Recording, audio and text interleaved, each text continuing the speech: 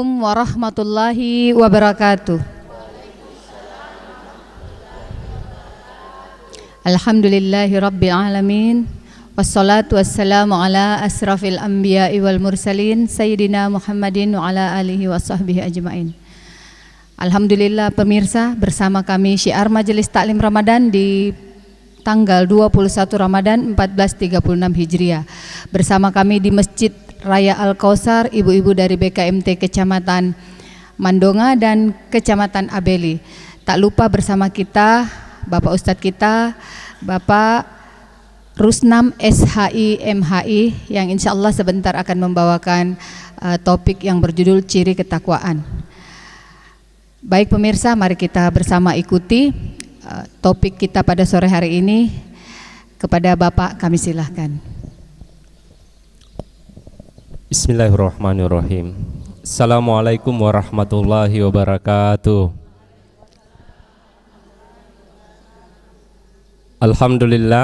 Alhamdulillahi rabbil alamin.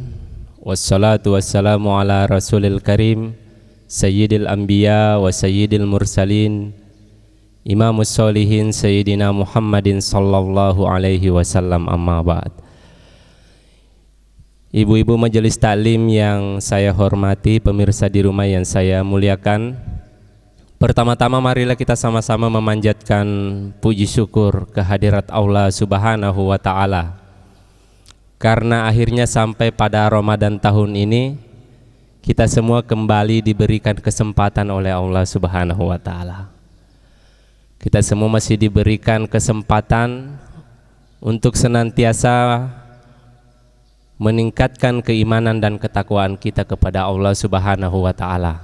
Mudah-mudahan kesempatan ini bisa kita gunakan secara maksimal, dan mudah-mudahan juga kesempatan-kesempatan yang diberikan ini bisa memberikan manfaat yang besar untuk kita dan orang-orang di sekitar kita.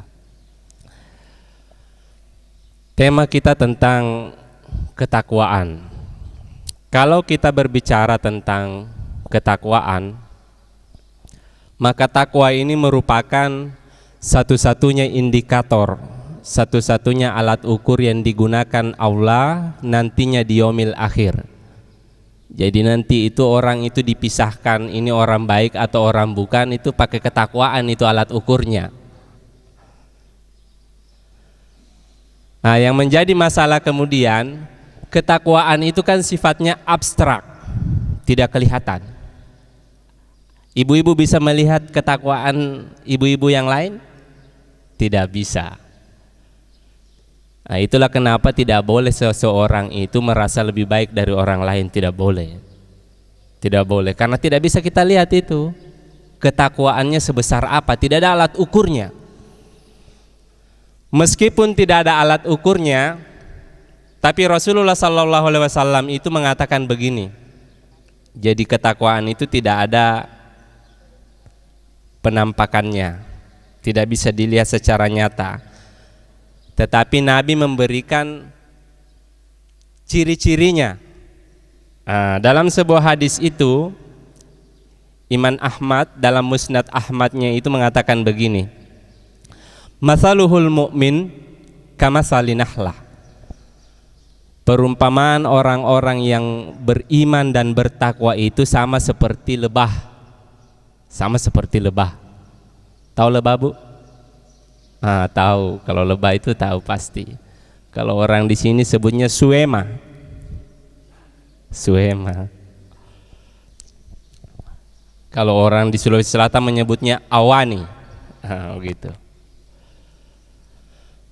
Kata Nabi, perumpamaan orang-orang yang beriman dan bertakwa itu sama seperti lebah. Apa kira-kira alasan Nabi Muhammad itu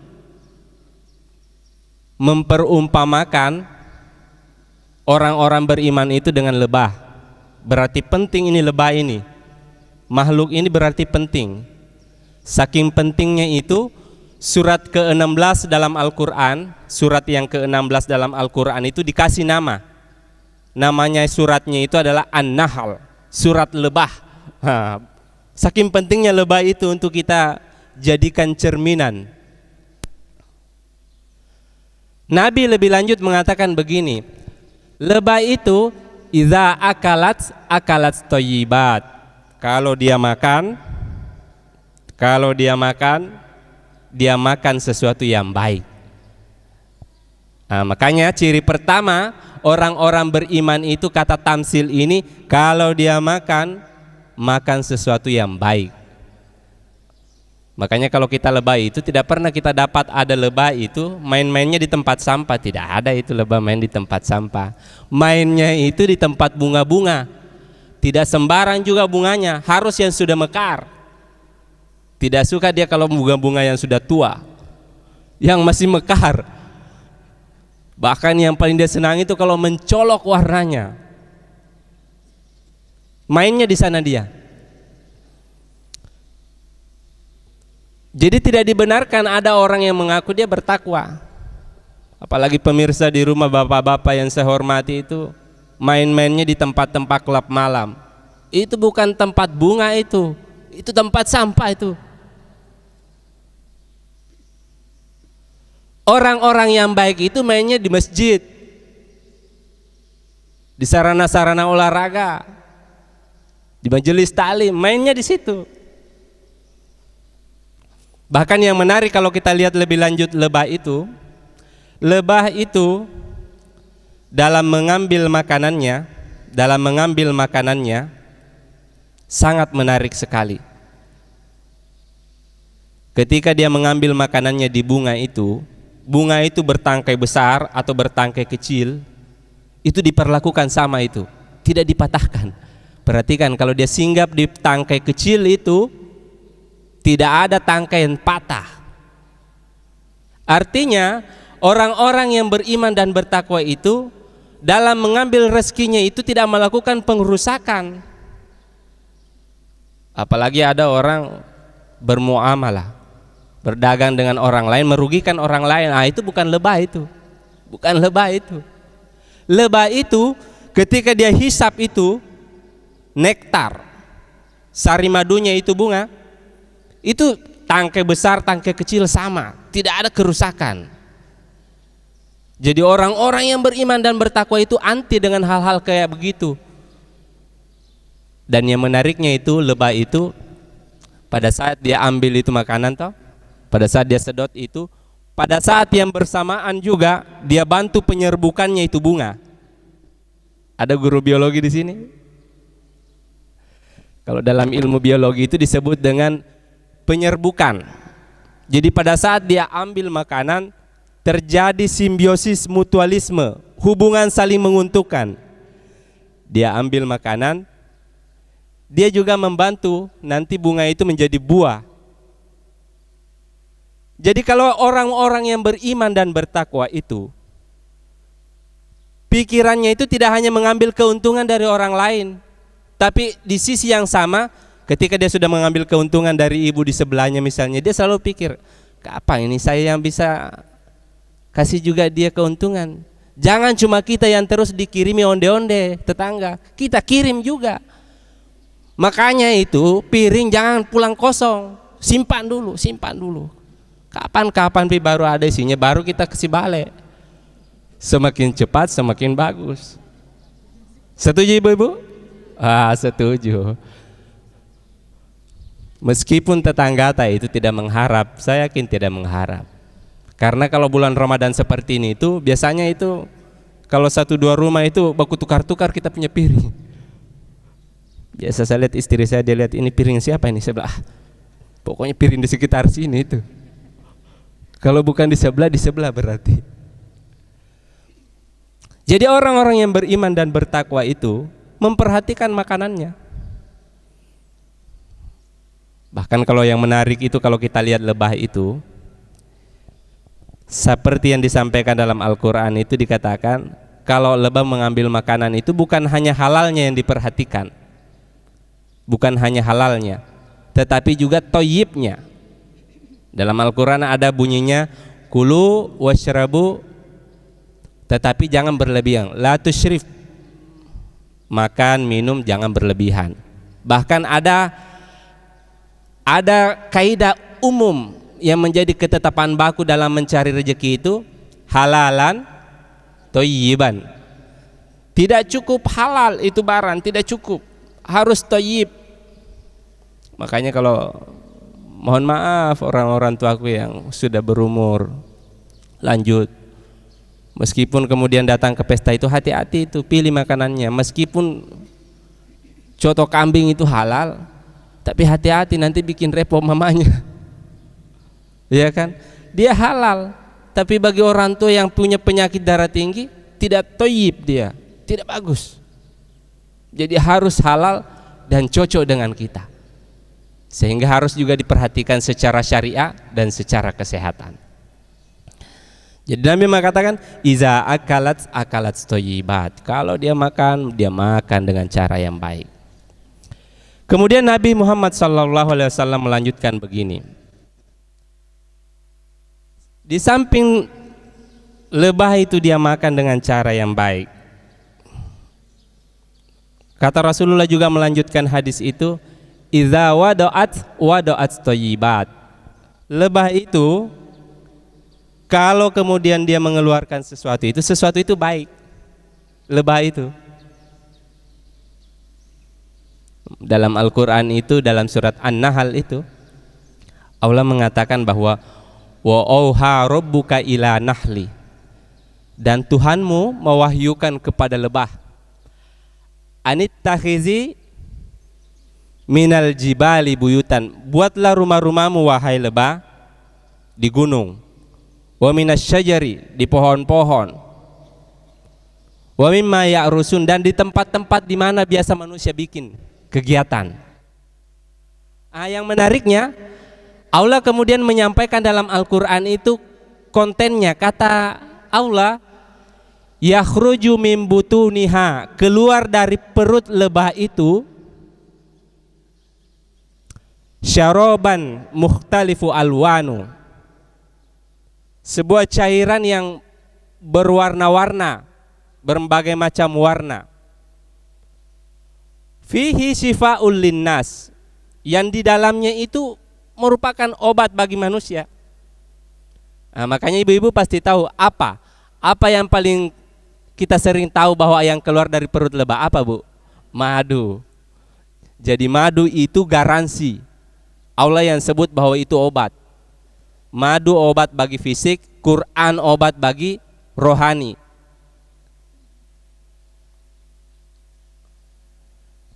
Jadi salah satu hasil penelitian mengatakan begini, madu yang asli itu tidak ada expirednya, bisa berumur sekitar sampai 100 tahun sampai 1000 tahun. Makanya saya agak lucu kalau misalnya masuk di supermarket, lihat ada madu tanggal kadaluarsa.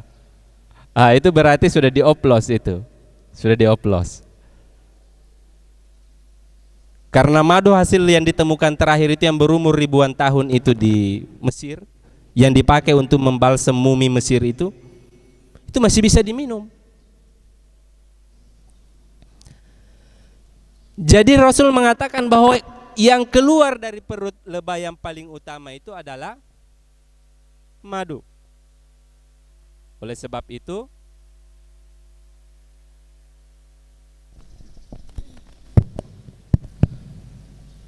itu seorang yang mengaku beriman, bertakwa kepada Allah Subhanahu wa taala, segala sesuatu yang keluar dari ucapannya, tingkah lakunya harus sama seperti lebah, harus bagus.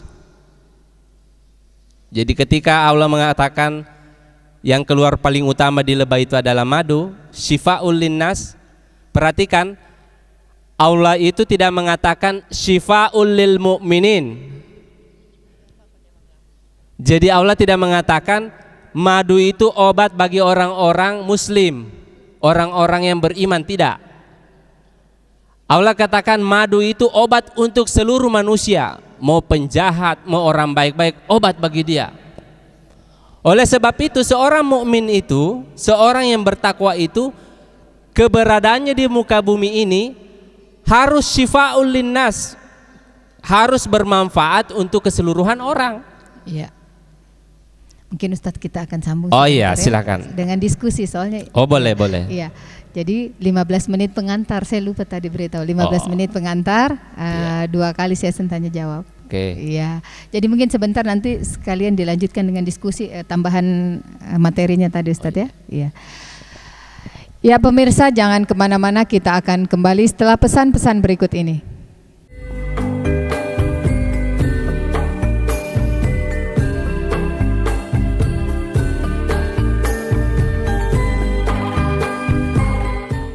Assalamualaikum warahmatullahi wabarakatuh.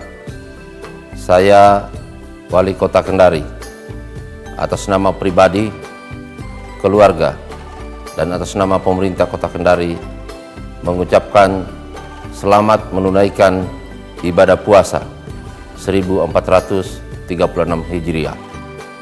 Billahi taufiq wal hidayah. Wassalamualaikum warahmatullahi wabarakatuh. Assalamualaikum warahmatullahi wabarakatuh. Kami dari BKMT Kecamatan Mandonga mengucapkan marhaban ya Ramadan. Selamat menjalankan ibadah puasa 1436 Hijriah. Wassalamualaikum warahmatullahi wabarakatuh. Bismillahirrahmanirrahim. Assalamualaikum warahmatullahi wabarakatuh. Kami dari pengurus cabang dan anggota BKMT Kecamatan Puatu mengucapkan selamat menyambut Ramadan 1436 Hijriah. Marhaban ya Ramadan, mohon maaf lahir dan batin. Wassalamualaikum warahmatullahi wabarakatuh. Bismillahirrahmanirrahim. Assalamualaikum warahmatullahi wabarakatuh.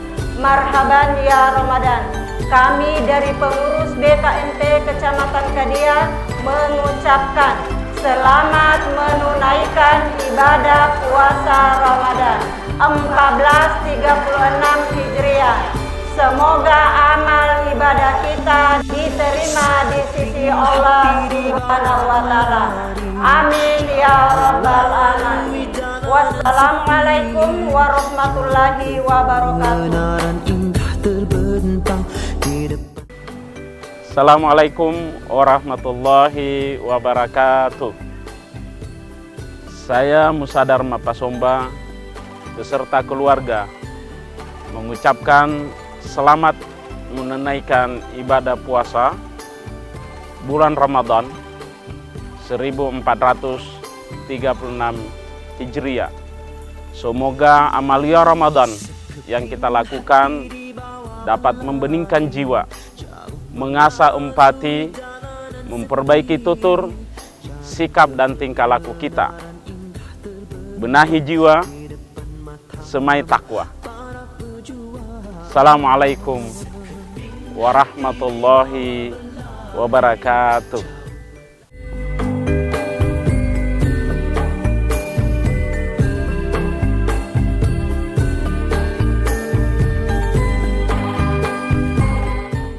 Terima kasih pemirsa, masih bersama kami Syiar Majelis Taklim Ramadan bersama ibu-ibu dari BKMT Kecamatan Mandonga dan Kecamatan Abeli. Baik, kita akan lanjutkan diskusi kita setelah tanya jawab. Yang mau bertanya silahkan. Bismillahirrahmanirrahim. Assalamualaikum warahmatullahi wabarakatuh. Waalaikumsalam warahmatullahi. Nama saya Wode Musriati dari Majelis Taklim Nur Fadilah, Kelurahan Benuani Rae, Kecamatan Abeli. Yang ingin saya tanyakan di sini, Pak Ustaz, masalah bagaimana apabila ada yang kita sudah melihat sehari-harinya dia punya keimanan, terus apabila dia diberi musibah, saya misalnya sakit atau kehilangan, selalu dia menunjuk. Dia tidak menganggap itu cobaan dari Allah, tapi dia selalu menganggap itu dari, misalnya dari tetangga, penyakitnya misalnya dari tetangga yang diberikan oleh tetangga. Kiriman ya. Misalnya juga dia kehilangan, selalu bilang, oh tetangga saya yang mengambilnya. Itu bagaimana Pak Ustaz hukumnya? Baik, ya. Demikianlah saya ucapkan wabillahi taufiq wal hidayah. Wassalamualaikum warahmatullahi wabarakatuh. Waalaikumsalam warahmatullahi wabarakatuh. Silakan Ibu Haji. Bismillahirrahmanirrahim. Assalamualaikum warahmatullahi wabarakatuh. Assalamualaikum warahmatullahi wabarakatuh. Silahkan. Saya Haja Mutiara dari BKMT Kecamatan Mandonga. Pertanyaan saya masih berkaitan dengan rekan kami dari Kecamatan Abeli. Yang akan saya tanyakan Pak Ustaz tentang surat Al-Hadid ayat 22-23 yang artinya setiap bencana yang menimpa di bumi dan yang menimpa dirimu sendiri, semuanya telah tertulis dalam kitab Lauh Mahfuz sebelum kami mewujudkannya. Sungguh yang demikian itu mudah bagi Allah.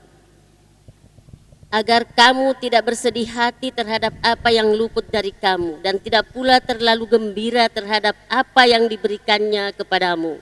Dan Allah tidak menyukai setiap orang yang sombong dan membanggakan diri. Pertanyaannya, Ibu. Yang menjadi pertanyaan bagi saya di sini Pak Ustaz. Nah, apakah sebuah bencana seperti halnya kebakaran, kebanjiran, lalu umpama ada penghuninya dalam rumah meninggal dunia, apakah itu sudah termasuk diwujudkan dalam kitab Lauh Mahfuz? Dan juga seperti halnya suami saya yang sudah terbaring 3 tahun lebih. Dia tidak dapat berbuat apa-apa, tidak bisa ngomong, tidak bisa apa-apa sama sekali.